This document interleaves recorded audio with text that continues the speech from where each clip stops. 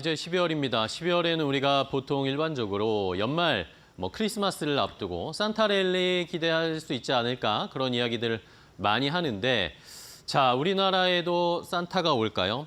미국에는 올 것 같은데 우리나라에는 안 올 것 같습니다. 패싱할 것 같습니다.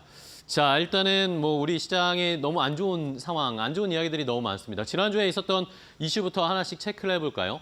자, 지난주에 금리 인하가 전격적으로 단행됐습니다. 한국은행 금통위에서 0.25%포인트 금리를 인하했는데 이게 2달 연속으로 인하한 것이 정말 오랜만입니다. 이례적이라는 것이죠. 왜 그런가? 여러 가지 이유들이 있었는데 일단은 내년에 우리나라의 경제 성장이 둔화될 것, 성장이 그렇게 좋지 않을 것으로 예상이 되고 트럼프 대통령 때문에 이제 수출도 쉽지 않을 것이다.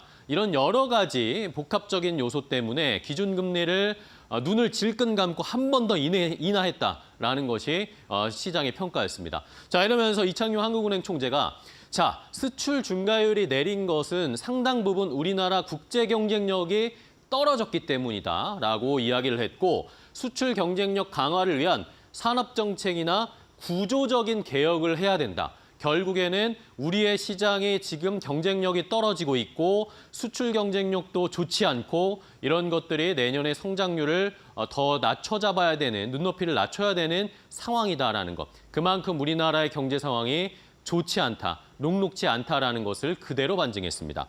자, 여기에다가 글로벌 투자은행들 포함해서 한국은행도 포함해서 내년에 경제 성장률을 계속 낮춰잡고 있어요. 자, 일단 한국은행은 1%대 성장할 것이다, 내년에. 이렇게까지 극단적인 수치를 낮췄고요.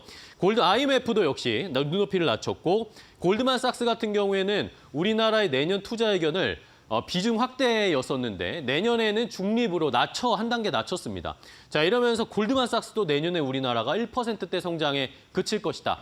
다른 투자은행들도 내년에 우리 성장률 안 좋을 거다라는 좋지 않은 이야기들이 계속 나오고 있습니다.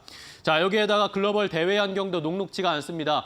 여러분들 다 아시다시피 트럼프가 컴백합니다. 관세 폭탄 정말 때릴까요? 우리나라 기업들 어려운 상황. 근데 여기에다가 지난 금요일에는 일본이 금리 인상을 또 할 수 있다. 경제지표 CPI가 높게 나오면서 또다시 금리 인상할 수 있다라는 언급을 하면서 지난번에 8월에 기억나시죠? 엔캐리 청산 때문에 뉴욕 시장 급락했고 그거보다 우리는 더 빠지는 그런 현상이 나타났는데 금리 인상하게 되면 또 엔캐리 청산 때문에 우리 시장 흔들릴 가능성이 있다. 내년에 지금 일본 중앙은행이 금리 인하할 가능성이 있는데 내년에 주의보가 뜬 상황입니다. 자, 여기에다가 국내 안에서도 지금 시장을 참 받쳐주지 못하고 있는데 국내 정치계는 좀 가만히 좀 있었으면 좋겠습니다.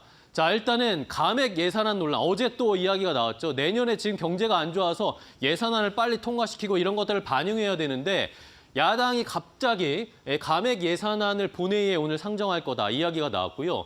대통령실에서는 감액 예산 철회해야 된다. 만약에 피해 있으면 다 민주당 책임이다라고 떠넘기고 있습니다. 자, 가상자산 과세 유예 어제 민주당이 전격적으로 발표했는데 가상자산 쪽에서는 좋죠. 근데 이런 자금, 주식시장 자금이 이제 다 코인 쪽으로 쏠려갈까 봐 이것도 걱정입니다.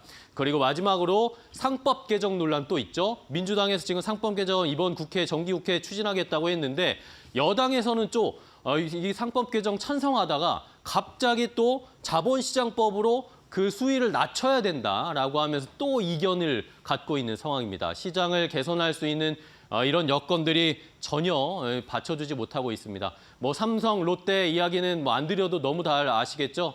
일단은 안 좋은 악재가 계속해서 겹쳐 있습니다.